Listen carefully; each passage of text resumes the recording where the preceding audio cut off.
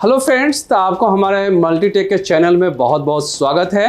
तो देखिए, जो हम अभी फिर से वीडियो जो लाए हैं, जो हमने इससे पहले मैंने बताया था कि जो कार्टेज आए हैं उसमें क्या प्रॉब्लम्स आए थे। तो उस कार्टेज को देखिए मैं पहले ओपन करने जा रहा हूँ, मैंने निकालने जा रहा हूँ प्रिंटर से। तो सबसे पहले हम प्रिंटर से कार्टेज को ओपन कर रहे हैं। देखिए, हमने कार्टेज को ओपन भी कर लिए हैं और कार्टेज के ऊपर आप देख रहे हैं कि यहाँ पर नंबर भी दिया हुआ है। इस नंबर को देखते हुए कोई भी कार्टेज आपके पास आता है तो उसके ऊपर ज़रूर नंबर लिखा होगा, किस नंबर की कार्टेज है। तो देखिए, आपको यहाँ पर कार्टेज का नंबर भी दिख रहा होगा। इसमें है 12 है, जिसे हम पूरा नंबर होता है Q2612 है। तो लास्ट के डिजिट को हमें याद रखना होता है, 12 के नाम से इसे जाना जाता है। एक बात ये भी इम्पोर्टेंट है कि इस कार्टेज को कौन कौन से प्रिंटर में हम यूज करते हैं, उसके बारे में भी मैं एक छोटी सी आपको हिंट्स दे देता हूँ। तो सबसे पहले HP LaserJet 1010, 1012, 1015, 1018, 1020, 1020 प्लस और साथ साथ 1022, इन सभी मॉडल में ये जो प्रिंट के लिए केवल यूज किए जाते हैं, जिसमें प्रिंटिंग फैसिलिटीज होती है। साथ साथ में PSC जो प्रिंटर आते हैं, जिसमें हम प्रिंट, स्कैन और कॉपियर उसमें भी यूज करते हैं। तो उसमें हमारे 1005, P1005, साथ में आपको 3030, 3015, 3020, 3055, 3050, इन सभी तमाम जो मॉडल्स हैं, इन सभी में 12A कार्टेज ही यूज किए जाते हैं। साथ में आपको LBP कैनन के जो प्रिंटर्स होते हैं, LBP 2900 जो सीरीज आए हैं, उसमें भी आप 12A कार्टेज को यूज कर सकते हैं। जहां पर FX9 कार्टेज यूज किए जाते हैं, वहां पर भी आप 12A कार्टेज यूज कर सकते हैं। किसी तरह का कोई प्रॉब्लम्स नहीं होता है, दोनों सेम ही होते हैं। केवल कैनन में क्या होता है, उसका नाम यहाँ पर चेंज कर दिया जाता है। तो देखिए, अब हम इसके बारे में अब बताने जा रहे हैं कि इसमें जो फॉल्ट्स क्या आ रहे थे। तो देखिए, एक सिंपल सा ये फॉल्ट्स आ रहा है कि ये ड्रम के ऊपर एक लाइनिंग बना हुआ है और इस लाइनिंग के ऊपर जैसे ही मैं फिंगर घुमाता हूँ तो ये लाइनिंग मिट भी जाता है। ये आप देख रहे होंगे कि लाइनिंग बना हुआ है, जिसके कारण वर्टिकल ब्लैक लाइन आपको प्रिंट आउट में आएगा, वर्टिकल ब्लैक लाइन।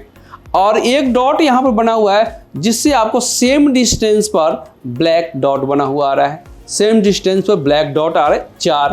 अगर 4 डॉट यदि सेम डिस्टेंस पर आते हैं तो ये आपको ड्रम का इशू है।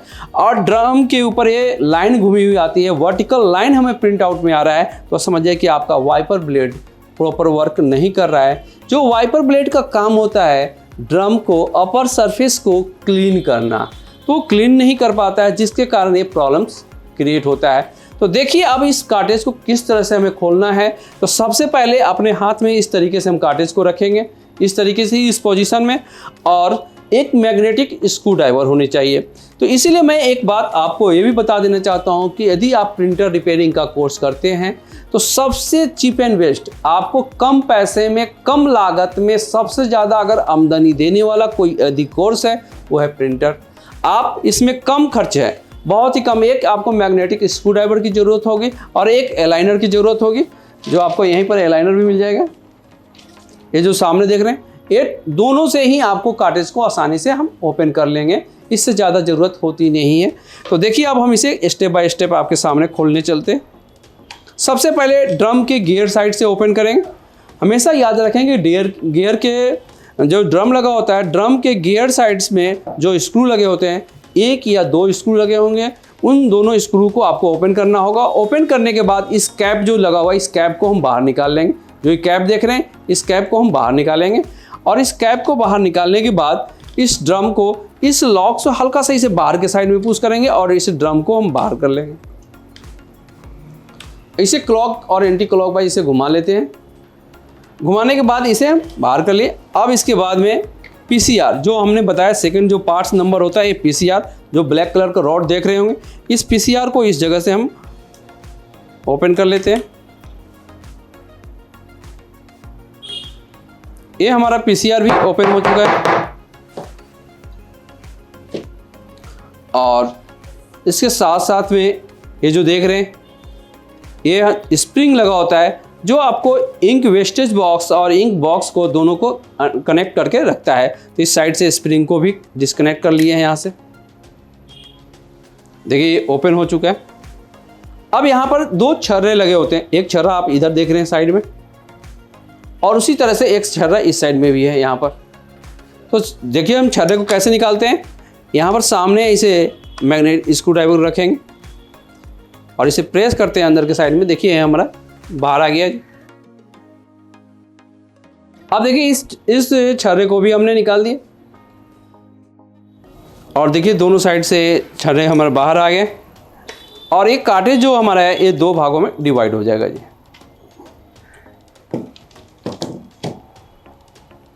कार्टेज 2 भागों में डिवाइड होने के बाद अब इसे जो स्प्रिंग है, इस स्प्रिंग को जो हमारा ड्रम को कवर करता है, इस स्प्रिंग को बाहर कर लेते हैं और इसके बाद इस कवर को हम ओपन कर लेते हैं। दोनों साइड के लॉक होते हैं, लॉक से इसे डिस्कनेक्ट कर लेंगे और इसे आसानी से हम बाहर कर लेते हैं। अब इसके बाद में हमारे यहाँ पर 2 स्क्रू लगे हुए हैं, दोनों स्क्रू को ओपन कर लेंगे।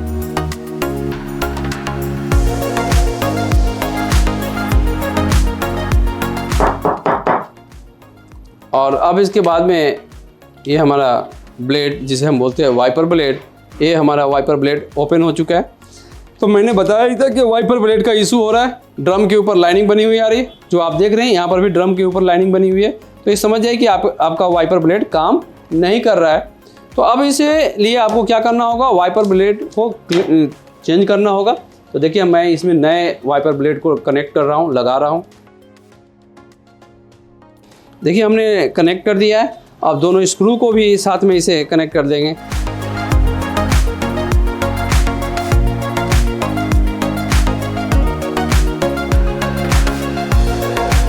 और देखिए इसके बाद में हम नेक्स्ट जो हमारा ये पीसीआर है, इस पीसीआर को हम कनेक्ट कर दे रहे हैं। यहाँ पर पीसीआर को हमने कनेक्ट कर दिया। और सेकेंड स्टेप में मैंने आपको पहले ही बताया कि ड्रम का भी इशू है कि ड्रम पर हमारा सेम डिस्टेंस पर 4 डॉट भी आ रहे थे। तो इसे भी हम ओपन कर लेते हैं और न्यू ड्रम को भी हमने कनेक्ट कर लिया। अब इसके बाद में इस कवर को फिर उसी तरीके से हम इसे कनेक्ट कर लेते हैं। दोनों साइड के लॉक में यहाँ पर कनेक्ट कर लिए। करने के बाद इसे घुमा लेते हैं और इसे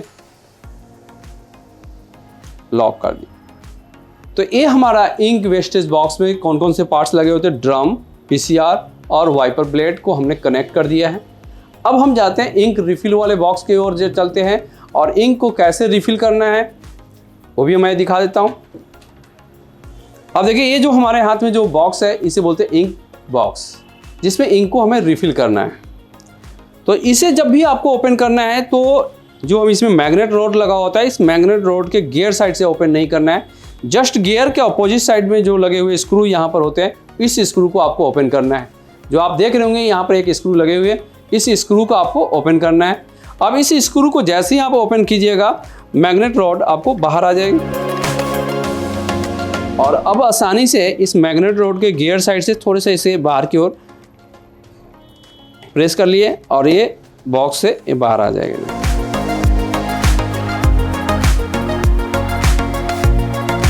थोड़ा सा कभी कभी किसी में लॉक फंस जाता है, तो इसे साइड से हमें लॉक को अनलॉक कर देना है।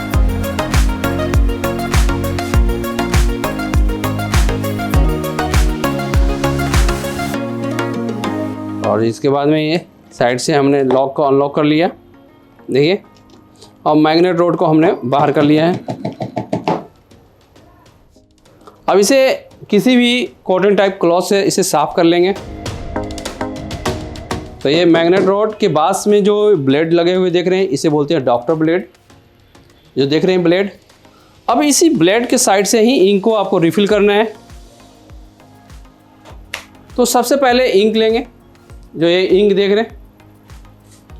अब इंक को क्या करेंगे, पहले करेंगे मतलब इसे हिलाना होगा, क्योंकि ये मैग्नेटिक इंक होता है तो बिल्कुल लगेगा कि ये जमा हुआ है। तो पहले इसे हिला लेते हैं। शक करने से क्या हो जाएगा, ये इंक प्रॉपर वे में मेल्ट हो जाता है। मतलब इसके बाद में इसे हम देखेंगे कि पूरा इंक आपको बोतल में फुल हो गया है जी। अब इसके बाद में इसका सील भी लगा होता है, इस सील को हम ब्रेक करेंगे। तो इसे साइड से हल्का सा ब्रेक करेंगे जी। अब पूरा करने की ज़रूरत नहीं है, क्योंकि हर मॉडल का उसका कैप होता है, कैप रखना मुश्किल हो जाता है, क्योंकि उस कीप के द्वारा भी इसे हम रिफिल कर सकते हैं। हमने लिए और अब इसके बाद में आसानी से आराम से इस पॉइंट पर हमने डाला।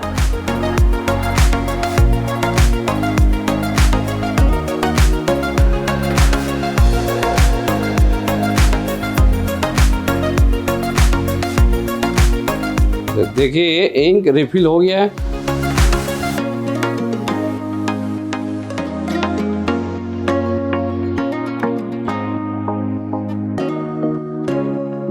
देखिए पूरा इंक रिफिल हो गया।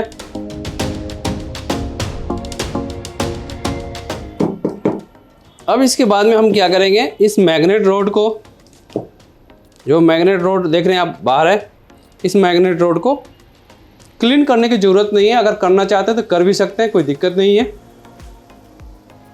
और इसे साइड में इसे यहाँ पर रखेंगे और इसे बॉक्स पर कनेक्ट कर देंगे।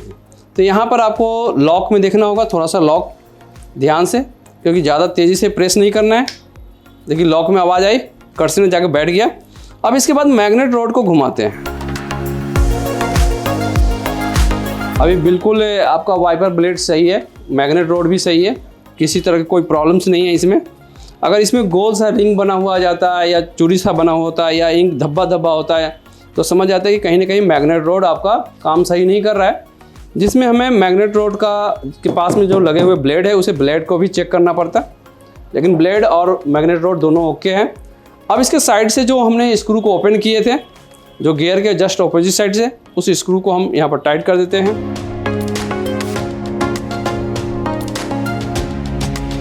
अब इसके बाद में यहाँ पर दोनों गियर को गियर से अटैच कर देते हैं। जो छर्रा हमने ओपन किया था उस छर्रे को अब अपर साइड से हमने जब इसे निकाले थे तो क्या कहते हैं, अंदर से बाहर की ओर, अब हम करेंगे बाहर से अंदर की ओर। उसी तरीके से नेक्स्ट दूसरे साइड में भी हमारा छर्रे लगे हुए, इस छर्रे को भी हमने यहाँ पर इंसर्ट कर दिए।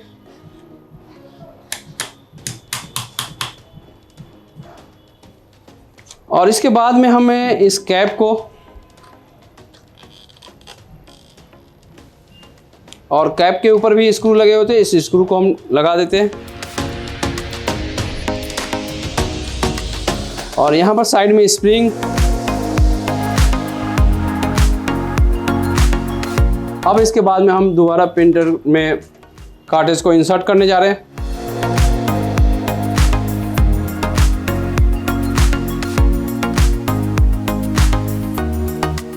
कमांड यहाँ पर मैं दे रहा हूँ।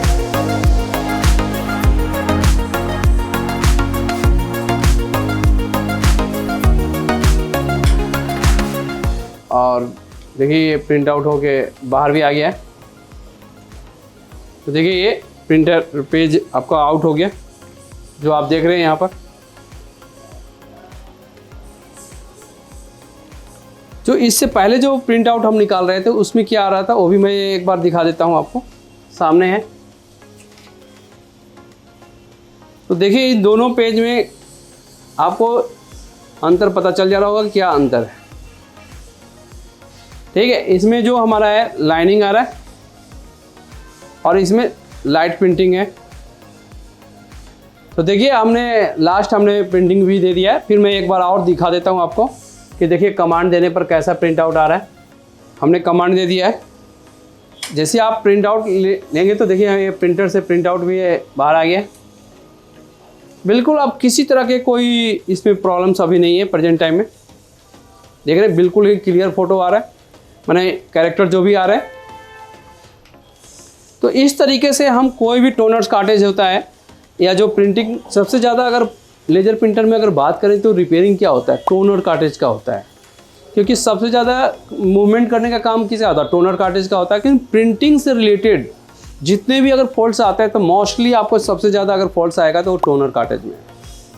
टोनर कार्ट्रिज में किसी में ड्रम से इशू होगा तो कभी पीसीआर से प्रॉब्लम होगा, तो कभी डॉक्टर ब्लेड से, कभी वाइपर ब्लेड से, कभी मैग्नेट रोड से। तो इस तरीके से सभी में अलग अलग फॉल्ट्स आते हैं और फॉल्ट्स के अकॉर्डिंग हम अलग अलग सॉल्यूशन भी आपको बताते हैं कि ड्रम से रिलेटेड क्या फॉल्ट्स हो सकता है, पीसीआर से क्या फॉल्ट्स हो सकता है, आपका वाइपर ब्लेड है तो क्या फॉल्ट हो सकता है। ये सारे फॉल्ट्स का हम एक स्टेप बाय स्टेप आपको फॉल्ट्स बताते रहते हैं। यदि आपने हमारे चैनल को सब्सक्राइब नहीं किए होंगे तो ज़रूर प्लीज़ सब्सक्राइब भी कीजिएगा। थैंक यू, धन्यवाद।